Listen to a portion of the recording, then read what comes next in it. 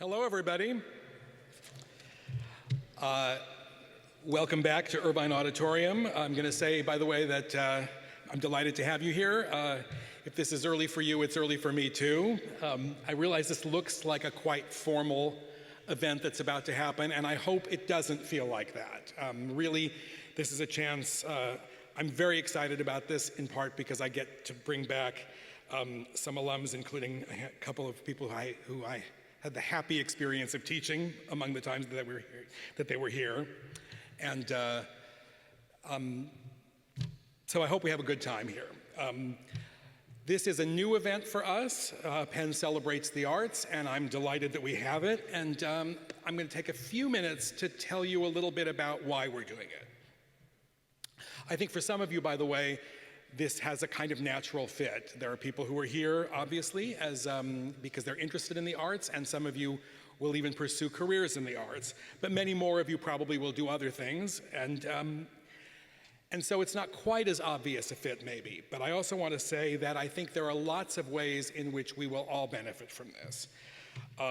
When we proposed this idea as a new NSO event, it was with a couple of different goals. One is, and I think I may have mentioned this yesterday, we really do believe in getting you into the city of Philadelphia, beyond being part of the Penn community that you are Philadelphians. And I would say that the arts are deeply part of the DNA of the city of Philadelphia. What you've been looking at here, among other things, is a group of theaters and theater companies that are represented that cross a very wide spectrum of the arts, from the most kind of traditionally classical arts, the orchestra, the opera company, although both of those companies are venturing into very new territory, all the way to much smaller scale, but very exciting kind of performance art companies and many others. And of course, the notion of Penn Celebrates the Arts goes beyond the performing arts, although that will be our focus today. I look forward to seeing all of you tomorrow at the Philadelphia Museum of Art, which is one of many great museums that we have here. So, some of this is about Philadelphia, but more of it really is about life here at Penn and life on campus. And that manifests itself, the arts manifest that, I should say, in any number of different ways. First, we have a wide range of academic programs and centers here, cultural centers here, that promote arts education and arts involvement. And I'm going to just list a couple. Penn Live Arts and the Sax program, which you'll hear more about in a minute. Also, and again, my apologies to the many I won't mention, but Kelly Ryder's House, the Institute of Contemporary Art, the Arthur Ross Gallery, the Penn Museum, and it goes on and on and on. So lots of academic resources and centers. In addition, Penn has a vibrant extracurricular world of the arts. You will discover much more about this at Student Performing Arts Night in a week or so. But we have one of the largest communities of student performing arts, of student arts organizations, not just performance organizations, of any university that I know.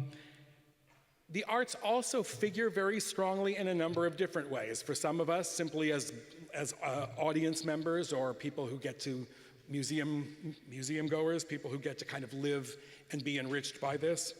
But also, the arts are involved in any number of other kinds of disciplines. I'm thinking of the ways in which civic engagement has used the arts as a tool to help kind of reach people and get people to develop their potential. Again, you'll hear more about that today.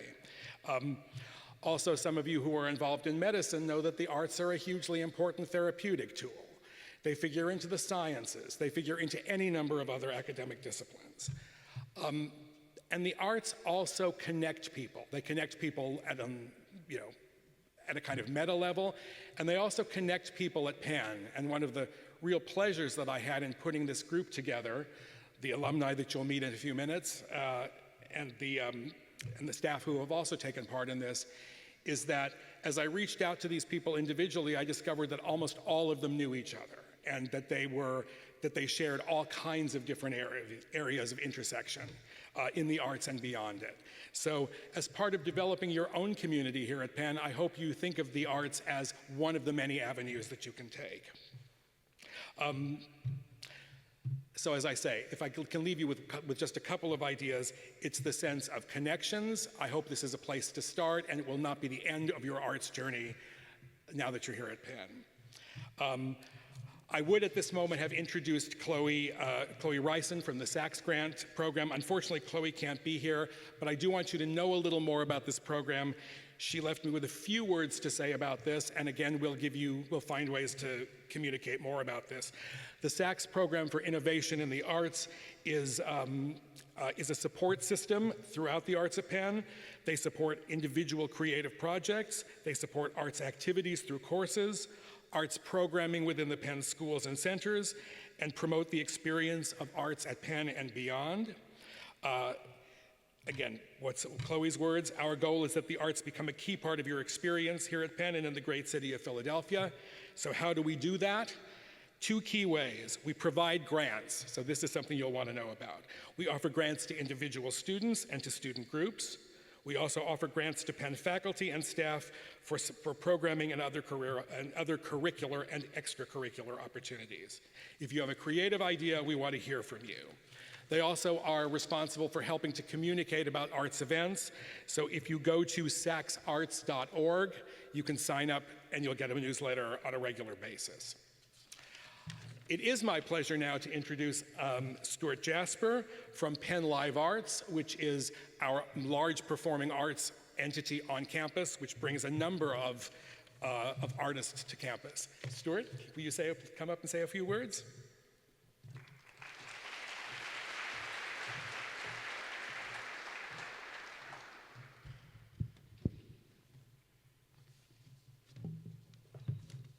Thank you, David. And I just want to welcome the class of 27 to this exciting event. Again, my name is Stuart Jasper. I am the Managing Director of Penn Live Arts, and I welcome you to the university with news about performing arts on our campus. Just a few blocks away along Walnut Street is the Annenberg Center for Performing Arts, and for 50 years it has been the home of innovative performance programming for the university community and the larger Philadelphia region, and has staged great performances over the years.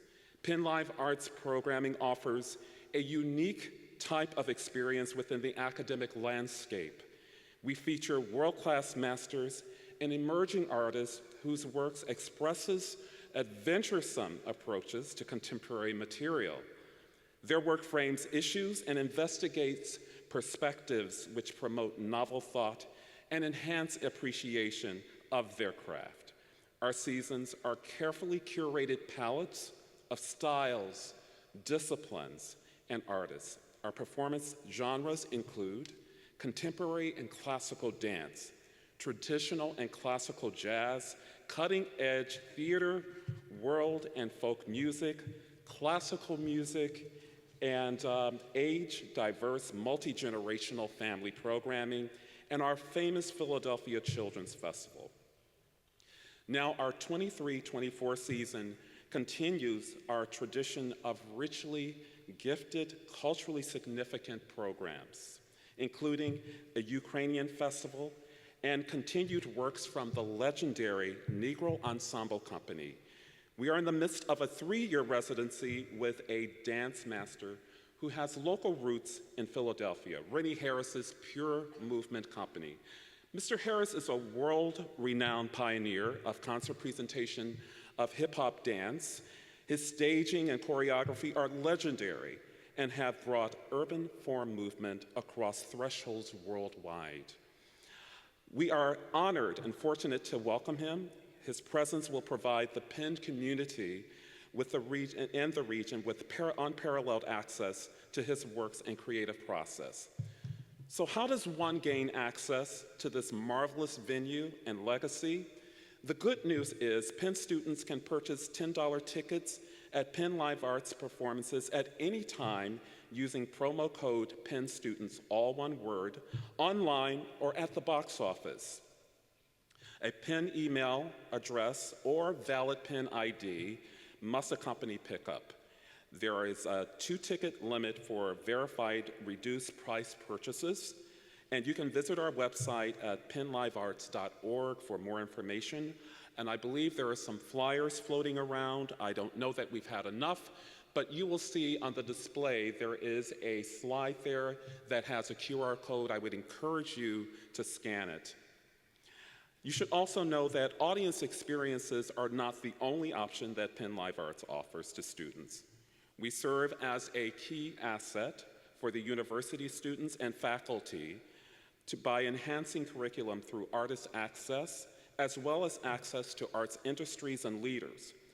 Our performers regularly offer master classes and seminars and other formative activities supporting student career and performing arts development.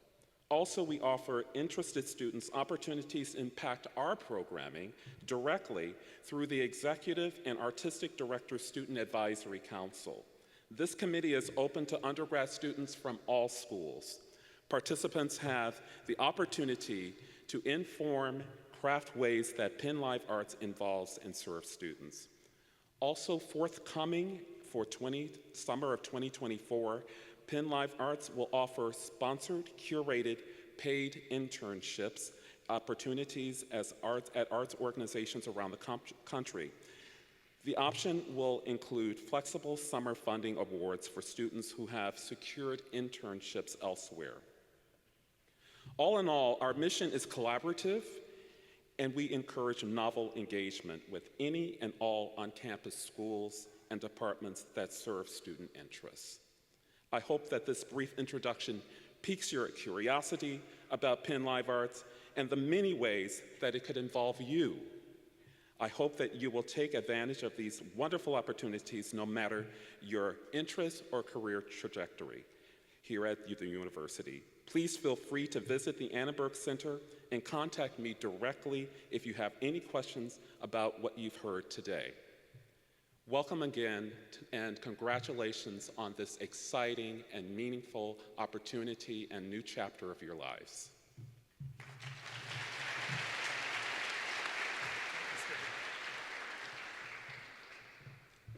All right.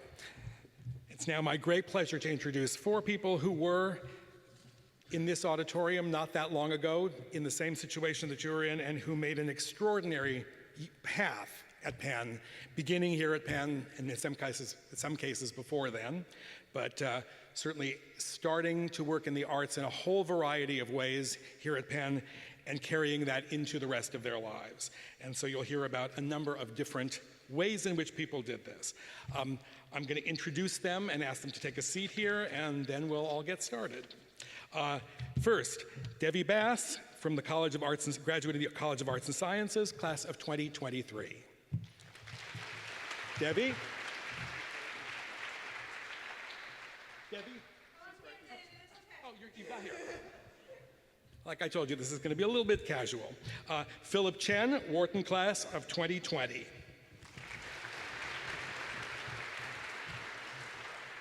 Roanna Miller, College of Arts and Sciences, class of 2022.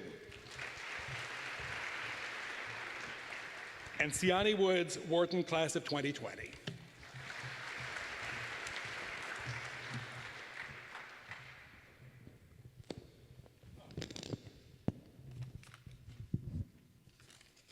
This still works over here? Good. Okay. Well, first of all, thank you all for joining me. I'm really excited to have a chance to talk about this.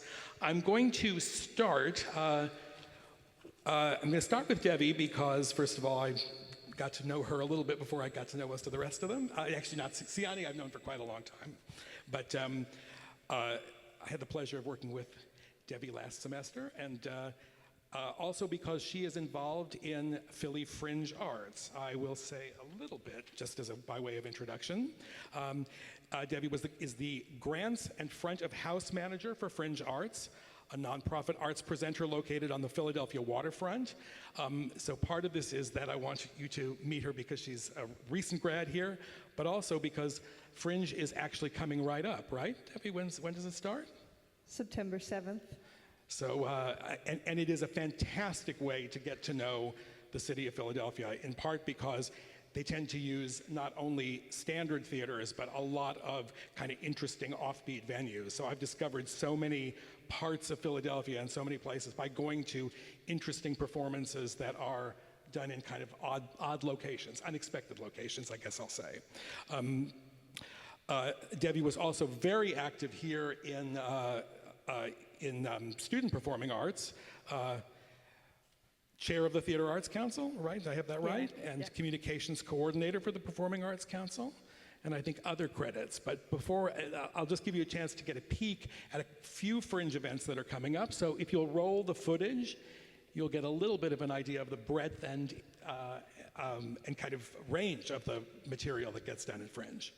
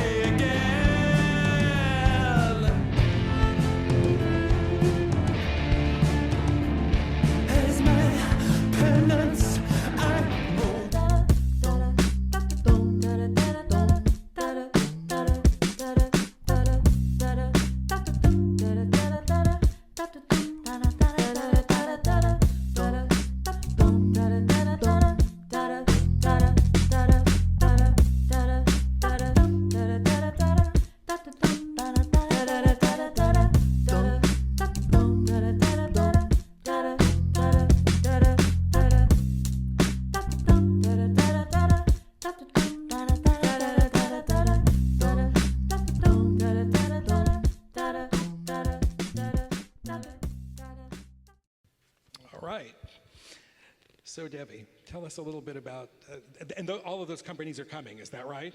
Yes, those are clips from 4 artists that are coming to the Philadelphia Fringe Festival, actually in our building, which is kind of on Penn's Landing. You should go check it out. It's very beautiful, even if you don't come to the theater. It's really good ice cream nearby, and like good views of the water. You can look at a bridge. It's really nice. It's very cool. This is right on the Delaware. It's a fantastic venue. Well, all right, why don't we start with the beginning of your Penn journey. So kind of what brought you to Penn and how you found your way into the arts here, and we can take it from there. Yeah. I mean, I was born in Philadelphia, so Penn was always something that was like, I knew about it, I didn't have to learn about it, it was very present. And when I was applying to colleges, there were kind of like 3 things that I knew about myself. I knew I really liked my AP Gov class in high school. I knew I cared a lot about like social issues, and I knew I really liked doing theater. And so one of the reasons I chose Penn was they had a fantastic political science department and also a fantastic like student theater scene that I could get involved with. And it was kind of through coming to Penn and completing my political science degree and also working in theater that I started to see a lot of intersections between the two. It didn't have to be I care a lot about social issues, and also I like theater. Things that Philly Fringe does really look at the intersection of like gender politics. We're looking at access and disability in one of our shows this year. And one of my classes that I took here actually with Jennifer Thompson, which is theater and politics, really was the thing that made me realize, okay, the things I'm doing in class and the things I'm doing extracurricularly could be the same thing. And I'm very grateful that I figured that out at Penn, because that informs a lot of what I do now. And let's talk about when you left Penn and moved into your new role. Yeah, what about it? What drew you to the Fringe? Well, I've always been interested in things that are a little bit weird. My favorite shows that I've seen have not been like musical theater shows. I think when I tell people I work in theater, that's what they think of. One of my favorite plays I ever saw was participatory. You had to wander through an old building and like bury a head of garlic in the backyard yourself with your hands. It was like very odd and strange, and like that's the kind of stuff I love about art. So something that I really appreciated about Penn was how I was able to be connected to the kind of weirdness of Philadelphia, and moving to Fringe felt kind of natural after college. I had an internship there, and yeah, it felt like the right fit. They're always doing something a little funky, which I like. Yeah, I think that's a kind of a hallmark of Fringe. You probably picked that up from some of what you saw here. A number of cities have a Fringe festival, but I think Philly's is one of the most interesting and the most vibrant and the most kind of hands-on, with lots of different opportunities. So I'm going to move now to, I know that you played a number of roles. In addition to being part of the performing arts community, you were also, I think, you did work in Cosmic Writers as well, is that right? Yes, I did. I know. In fact, maybe, are we going to see you do we see you in this little video? Is that possible? Do you see me in the little video? I don't think you do. Okay. Boo! I'm so sorry, All right. Debbie. Well, in any case, you're about to experience this extraordinary project, Cosmic Writers, Roanna Miller, and let me introduce Cosmic Writers by introducing it through our little video, and then we can talk a little more about it.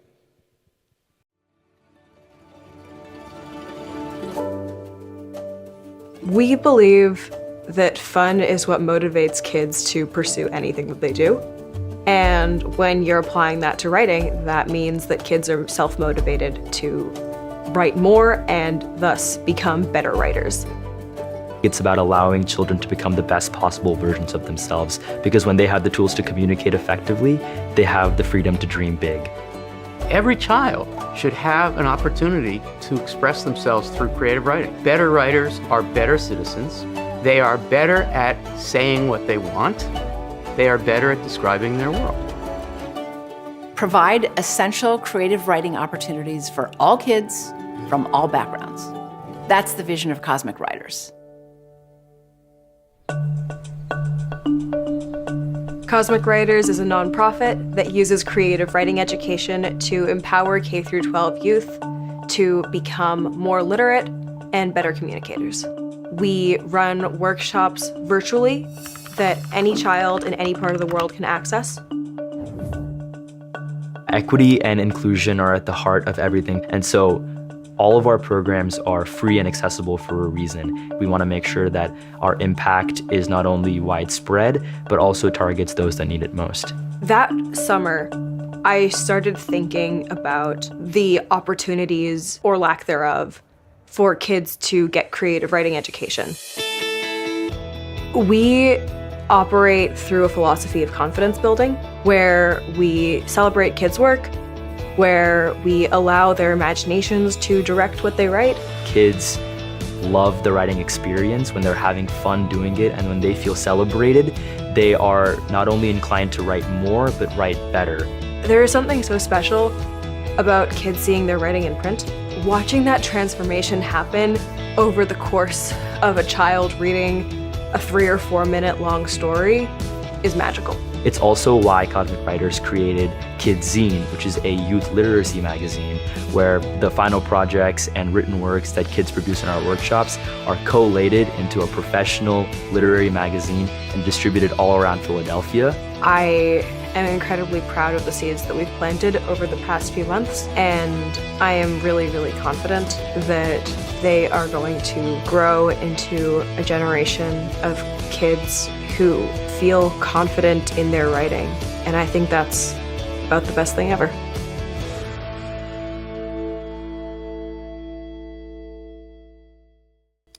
Great. So Roanna, in addition to being the recipient of the President's Engagement Prize for Cosmic Writers, also is the winner of the 2023 Greater Philadelphia Social Innovation Award for Educational Entrepreneurship.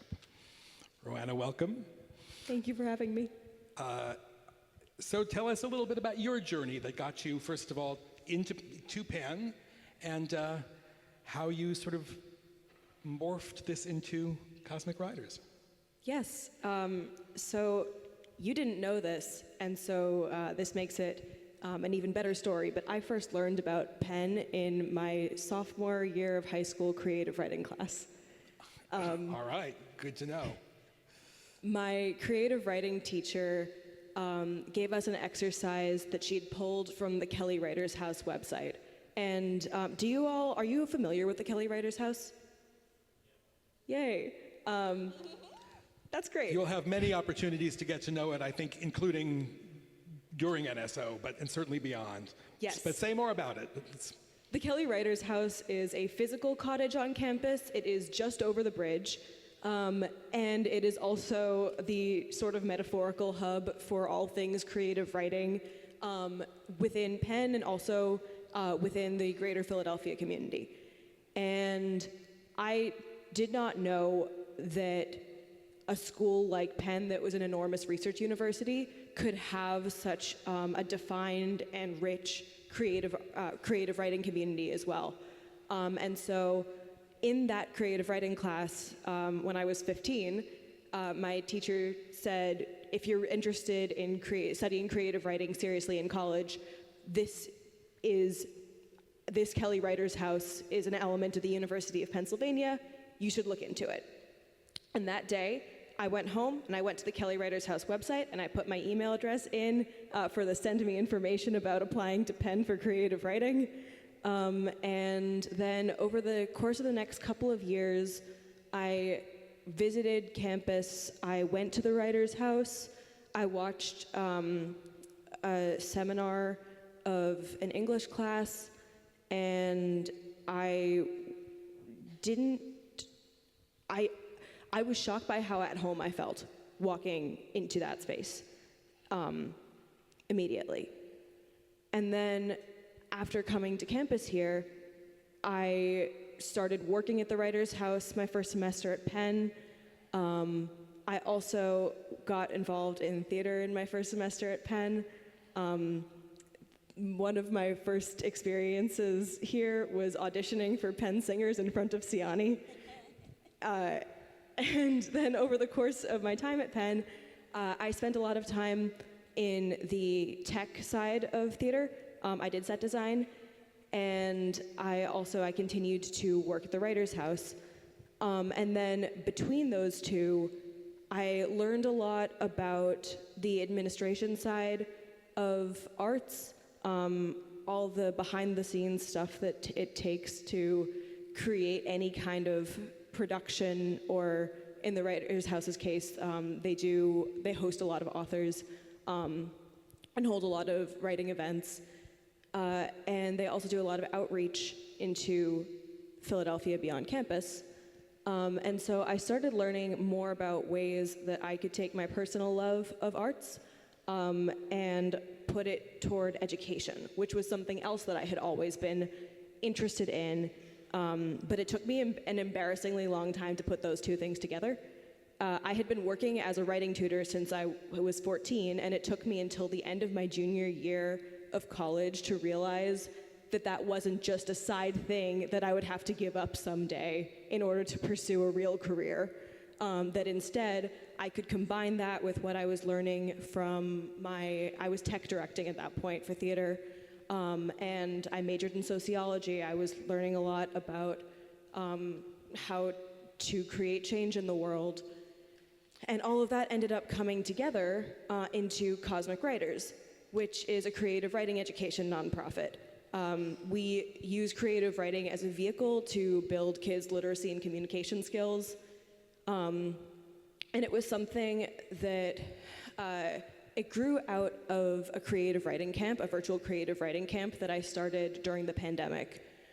That was something that I won a small grant for through the Writers' House, and I was expecting it to be a form of pandemic entertainment to keep the kids engaged while they were stuck at home.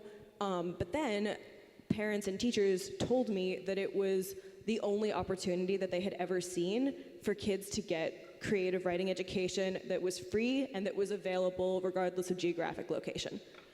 And so then that ended up coming together with all of these other realizations I was having. For a while, I thought I wanted to go into set design professionally. I interned doing that for a summer and learned that I did not want to do that. Then I decided, okay, what's the opposite of that? Maybe I will be a lawyer. Went down that path for a while. I'm going to interrupt for just a second here, because I Yes. think there are a number of really significant things I'd like to point out here. One of them is that don't think of these as compartments. So for example, Kelly Writers' House is not only for writers, it's involved in the larger picture of the arts. And that one of the things that you said to me, Roanna, that I remember when we were in the first conversation when we met, that you had said that when I mentioned some of the other people that I was also talking to, that you knew everybody. And I think this is really one of the things about people who work at the arts, in the arts of Penn, is that they know each other, that they cross a lot of boundaries, that they're involved in all kinds of different areas. And I love the starting and stopping process that you're describing, and I am also struck by your mentioning that you think you didn't get to it until fairly late. So that's an inspiring thing to think about, that it doesn't have to be right away. But I also hope that one of the things that everybody in this room is picking up is some avenues that you might take to start as you do this. I definitely want to continue this conversation, but I also want to make sure we hear from, I'm going to go to Philip next to talk a little bit about the Unscripted project, which is another President's Engagement Prize winner and another avenue in which I think arts are used as part of a civic engagement project. So can we see that video, please? The Unscripted project is all about fostering interpersonal skills and socio-emotional skills through the power of an improv education. That means teaching kids to speak confidently, to work together effectively, and to persevere all through the medium of improv. We have been lucky to be able to take advantage of the really vibrant theater community here at Penn and learn from it. So much of what we learn in drama classes or on stage has translated to our success both within and beyond the classroom, in the workplaces, when we present ideas or meet new people. We founded this project because there is a lack of arts education in a lot of cities around this country. It's the first thing that gets cut. We offer two different things here at the Unscripted project. Firstly is our school and student-facing workshops. The other part of what we offer is also an Act 48 accredited professional development course for educators. This project has such a big heart, and it encompasses in its vision all Philadelphia public school students. I'm like a typical shy girl, and improv really broke me out of that shell. You come to improv and your day just gets better. Thank you very much for getting me out of my comfort zone. I've learned to express myself in a lot of different ways than most people do. And I think the one skill we all need these days is learning how to improvise, how to adapt to the uncertainty we face every single day. We wanted to prove that the art is not just a supplement to your education, but an integral part of development as a child, a student, and a human being. So whether that means a student feels more confident or more comfortable in a team environment, raising their hand, able to build relationships with people they don't know because they got a small taste of it at Unscripted, all of those are absolutely huge metrics for success. I strongly believe in the potential for this project to positively impact generations of students and make the world a better place.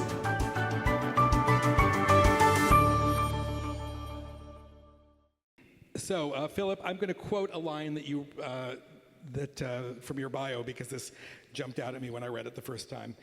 As a kid, he experienced firsthand the power of receiving a drama education in building confidence, strengthening communication, and finding his voice. So I take this as a vote of confidence in studying something that you may not necessarily pursue as a career, but in helping to kind of get into your own sense of confidence and building your sense of confidence. I also picked up from your video the notion of improvisation as a skill that we were in some ways all needed, maybe particularly during the pandemic.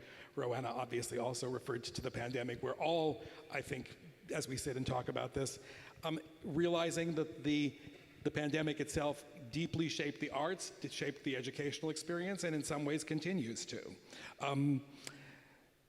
So Philip, I'd like you to say a little more about the Unscripted project. I also know that you have taken a somewhat different career path as you've gone forward. So again, this is an interesting thing for us to know a little bit about. Want to start with Penn and talk a little bit about the future after that? Yeah, absolutely. So I attended Penn because I was looking for a fundamental business education. That was something I was interested in.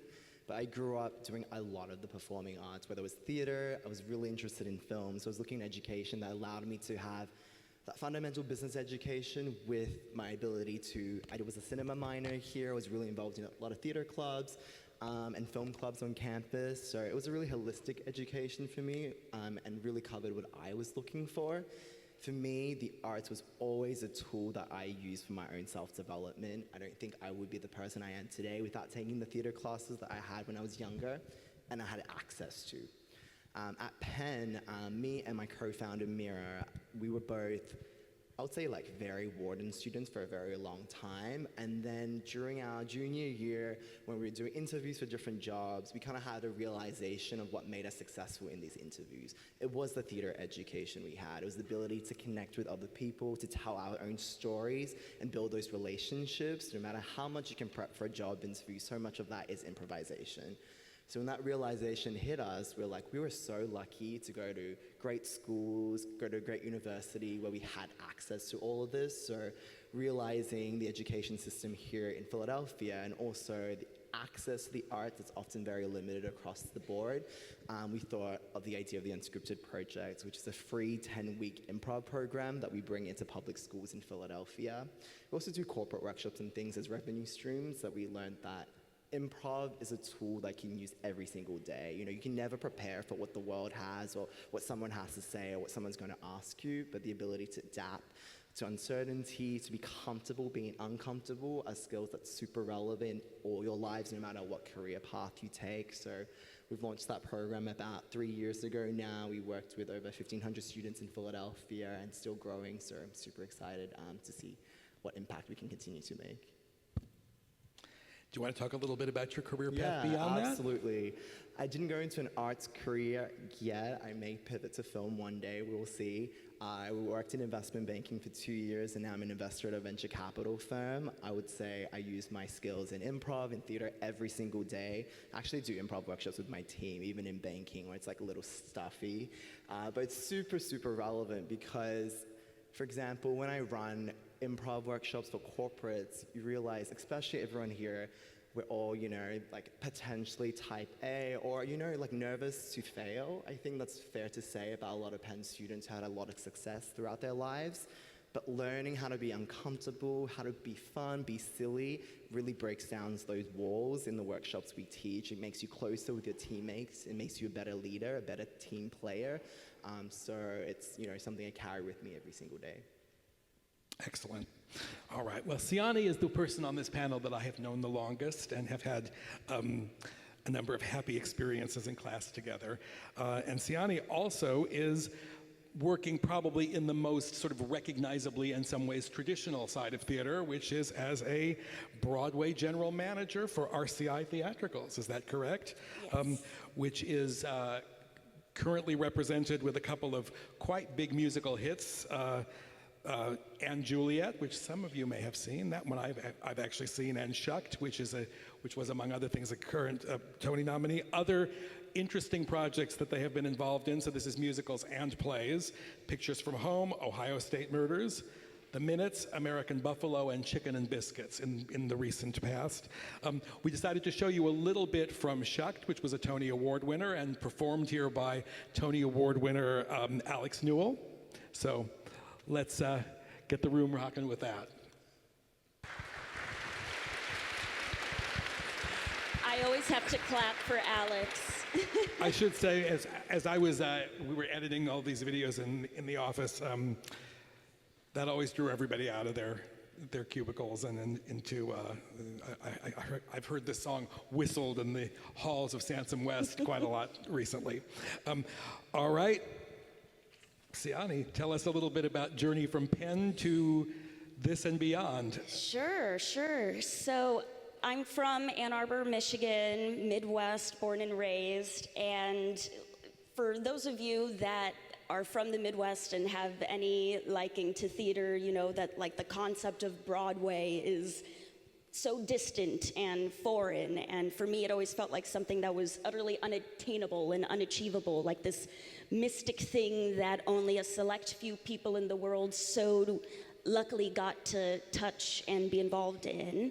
And so I think the closest I got to Broadway back then was going to the Detroit Opera House and seeing Wicked for my 10th birthday, or watching bootlegs off of YouTube that were like coded with fake names like Slime Tutorial, but it was actually Dear Evan Hansen. That was as close as I could really imagine myself ever getting to Broadway and whatnot. But I loved theater. I was a performer as a kid, and in middle and high school I loved being a part of theater as an actor, and then also like some stage managing, some assistant directing. I was always trying to find a way to fill my time with the arts, like as a kid. And when I was looking towards what I wanted to do for my academic career, I also was a really like quant kid. I loved my mathematics courses, and I also did speech and debate and stuff like that. So for those various reasons, my mother convinced me that business was the right mix between math and theater. And I was like, okay, Mom, she's an immigrant. And I was like, okay, maybe this makes sense to her, but I ran for it, and I ended up at Penn and Wharton for undergrad. And I didn't know exactly what I wanted to do for my career yet, but I knew I liked theater, and I had my sights set on the Broadway industry in general. And to me, the thing that was most obvious as like a way in, I was like, advertising, marketing. Like, I can see that there are billboards for Broadway shows. Someone must be designing those and paying for those and budgeting for those. I don't know who that person is, but that sounds like something I'm interested in.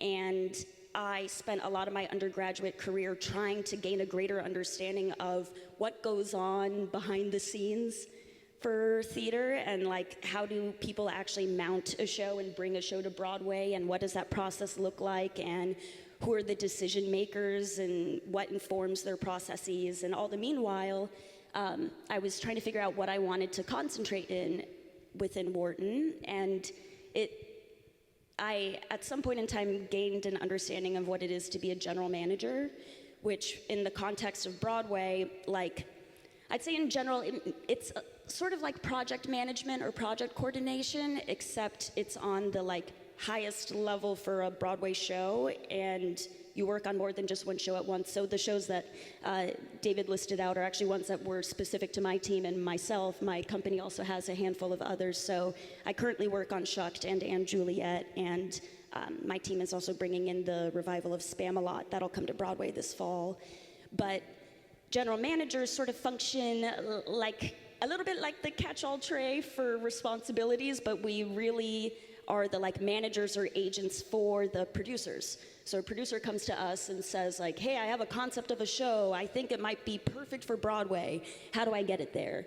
And we, do everything for all of the budgeting. We tell them how much it'll cost to make their dreams come true, and we hire everyone and negotiate with the actors and help coordinate everything like that.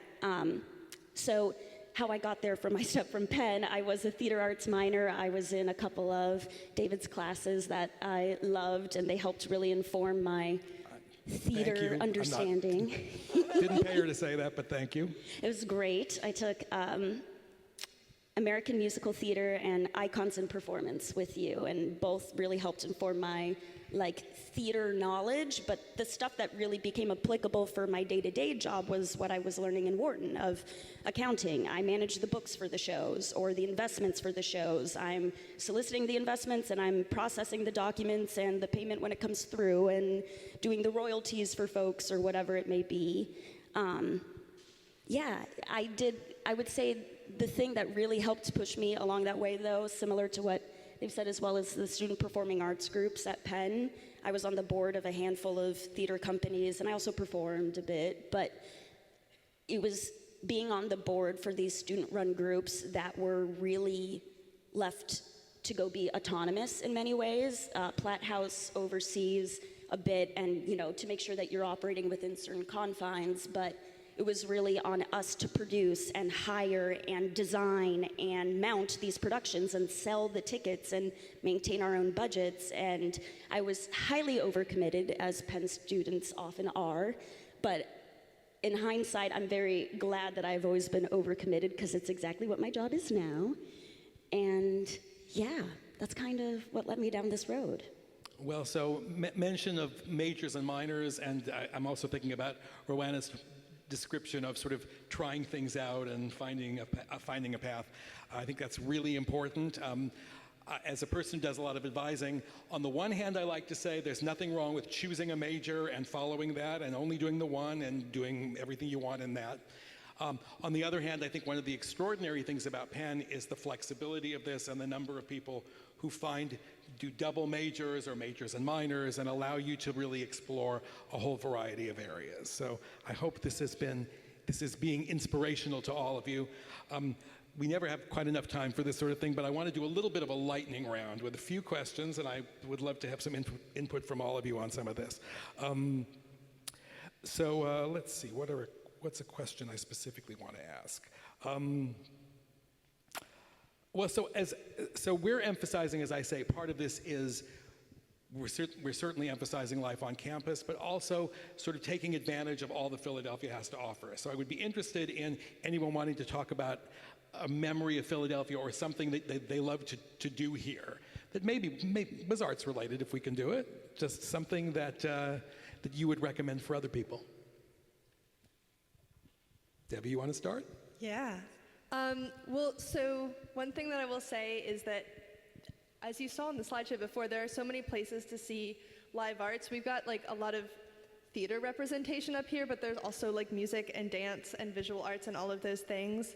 One of my favorite places to go in Philadelphia is the Wilma. They're on Broad Street. They've got this big, beautiful marquee, so that's a really great place to go. And one of my favorite memories from Penn, actually, was one of my theater classes went to go see a show at the Wilma, and it was crazy, and there was a lot to talk about afterwards, and I was with a bunch of people from my class, and we weren't really friends at the time, but we were all do you guys want to Uber back together and hang out and talk about this? And I made so many friends that way, just unpacking what we had all just saw and experienced in I think it was the Gutman College House common area, and we were up really late talking about it, and I felt a lot of camaraderie in that. Excellent. Philip? I think for me, it's definitely take advantage of how vibrant the city is in terms of the arts, especially as a college student, because there's so many discounts and passes to all the things. All the big musicals come through town. The museums here are world class, so take advantage of all the offers as a college student. But just plugging improv, I think there's 3 really big improv theaters in the city. It's a very vibrant community. It's both stand-up comedy, it's improv shows. They're all really fun to go watch as a consumer, but also if you want to take a class, there's so many drop-in classes you can take. take that's just so good for you. Even if you're super scared to do it, there's super safe environments where you can just go in, have fun, and be yourself. So I recommend all of those. Great. Rowena. So Philadelphia has an amazing mural culture. Thank you. One of the biggest nonprofits in Philadelphia is called Philadelphia Mural Arts, and they pay people to create murals for a living. It's awesome. And so just walking around Philadelphia and looking at those murals, it makes the city so beautiful and vibrant, especially in South Philadelphia. That's my favorite area for mural viewing. I didn't start going to areas beyond West Philly and Center City until Cosmic Writers started doing workshops throughout the city. And South Philadelphia is one of my favorite areas of the city in general. And so I really recommend getting out of the Penn bubble, specifically to look at art. Thank you for mentioning that. And one of the things, I'm pretty sure we have some walking tours of the murals during the course of the next couple of days. So keep an eye out for that. Siani. I am knee-deep in theater at all times, so forgive me for having a theater recommendation, but it really is that Philly is a really great hub for theater, and there's both incredible work being developed and created and generated here. There's some that ends up coming through Penn. Is This a Room? I know, there was a theater arts class that new play in development. They came in and were working with the class and had like different passes of the script and did a production here. And that show ended up coming to Broadway within a few years' time. And that's a really cool thing to be able to say that, or to have been there when they were more in the inception phase and like the planning phases for shows like that. But then also in general, it means that a lot of national tours and stuff like that come through Philly.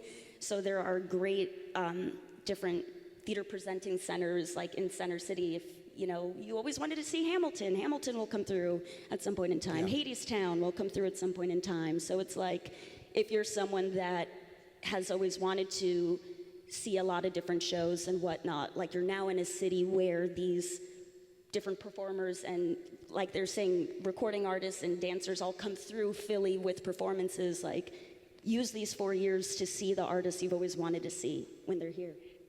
Excellent. I'm going to put in a little plug myself here for the Philadelphia Orchestra, which might not be the first thing that you are thinking of, or you might imagine it to be a much more traditional kind of orchestra concert style than I think you will find if you go there. One of the things that our music director, Yannick Nézet-Séguin, has really kind of almost revolutionized the way orchestra concerts are put together. Almost every concert that they do now has a work by a living composer, a work often by a female composer, a much more diverse set of styles. So they are really breaking new ground, and you can be in the Kimmel Center in the middle of Broad Street. It's a very exciting place to be. So as one last question, and then we'll for all of you, and then I think what we'll end up doing is asking those of you who want to stay and ask questions to just come up, and we'll take them as they come. But so if you have one piece of advice, something that you can give all the students that you sort of, maybe something that you wish that you had heard, it can be arts related, but doesn't have to be. And I'll go backwards this way. So Siani. I would say just that you can make a career in the arts, and that careers in the arts don't all have to be artistic ones.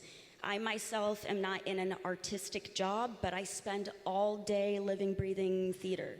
And it's an art form I love and I adore, and I've always put on this pedestal, and now I get to support it and support the artists that are making the work that has always excited me so much. And just because there isn't like the perfect job readily, like written out, scripted for you from the get-go of, like, I'd love to work for this company. This is exactly what I'd like to do there. Like, free yourself of the preconceived notions you have of what the different jobs there are out there, because I promise you, there are a million, niche-specific opportunities that appear, that come up, that if you're going in your head and you're chasing after just a specific title, you're gonna end up unhappy. So you might as well follow the things that excite you and that you would want to throw yourself towards and work towards than waste time just trying to get a title. Give yourself as much grace as you would want to be able to look back, in 50 years' time. You don't want to live with regrets. So while you're here, explore. Allow yourself to explore. Allow yourself to spend time on your passions and interests. This is the time for you to focus on yourself. This isn't anyone else that is attending Penn for you. You are the one that gets to spend the time here. It's on you to make the most of it. Thanks, Yanni. Rowena. Also in the vein of giving yourself grace, but from a different angle, I very strongly recommend finding a hobby that you are mediocre at and give yourself permission to be mediocre at that thing. I put a lot of pressure on myself. I always have. I suspect that I will never really chill out.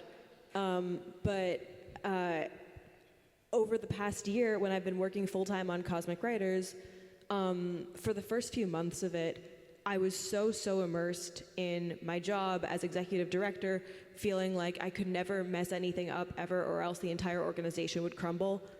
For context, with the President's Engagement Prize, you get funding to spend a full year working after graduation on your social impact venture. And I felt like if I did not work every second of that year and absolutely do the 1,000,000% best work at every second of that year, everything would fall apart and it would all be my fault. And my life got a lot better when I started doing the New York Times crossword and being not that good at it. I can do the Monday, I can do the Tuesday. Lately, I've been able to do the Wednesdays. I don't even try the Thursdays. I've been making my way through the archives. It's great. I really like having something where if I fail at it, there are no stakes, I'm not letting anybody down, and giving myself the permission to do that is something that I wish that I had done regularly as part of my routine a lot earlier in my life, because it makes it feel less of an obligation and more of a joy to put my full effort into the things that really do matter. Excellent, thank you. Philip? Yeah, I'm just going to second kind of all of these opinions and say really take advantage of your time here at Penn to do the things that you want to do. Don't be peer pressured in any way to think like, oh, I need to join this club, I need to do this because that's going to look good on my resume. I've reviewed like 1,000 resumes now in my career, and I can promise you I don't care what club you're in as long as you're doing something that you love. So really take advantage, because college is an opportunity for you to explore all avenues, not just the ones you're good at. It's like if you ever wanted to do this sport, or if you wanted to sing, or if you want to be in a production, there is a role for you, and really take advantage of that, because as a functioning, semi-functioning adult now, you don't have those opportunities anymore, and take advantage of all the resources and opportunities that Penn gives. This university is incredibly abundant with kind of opportunities. Some of my greatest memory, I went to the Cannes Film Festival with my film minor that transformed my life, and I saw that industry. I went to the premiere of Parasite, told all my friends that's the greatest movie I've ever seen, next year wins Best Picture. So it's crazy things like that. And also, if you don't want to engage in the arts as a performer, go support your friends. There's so many things on campus that is so vibrant here, so really maximize your time here, but don't overstretch yourself at the same time. So. Yeah, really good advice. My advice probably sounds kind of dumb, but I wish I had heard it freshman year. It's don't do stuff that doesn't sound fun.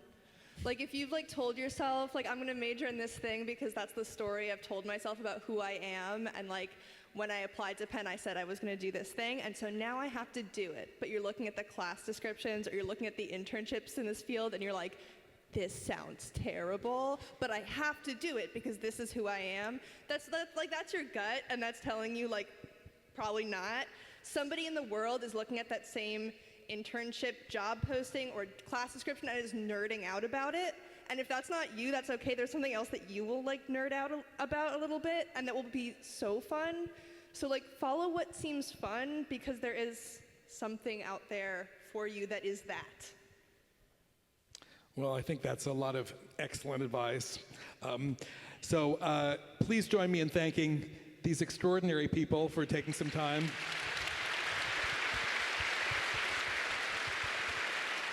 And we know you have a very busy day, so feel free to go. But those of you who have questions, I think we're willing to hang out a little bit. So please come up.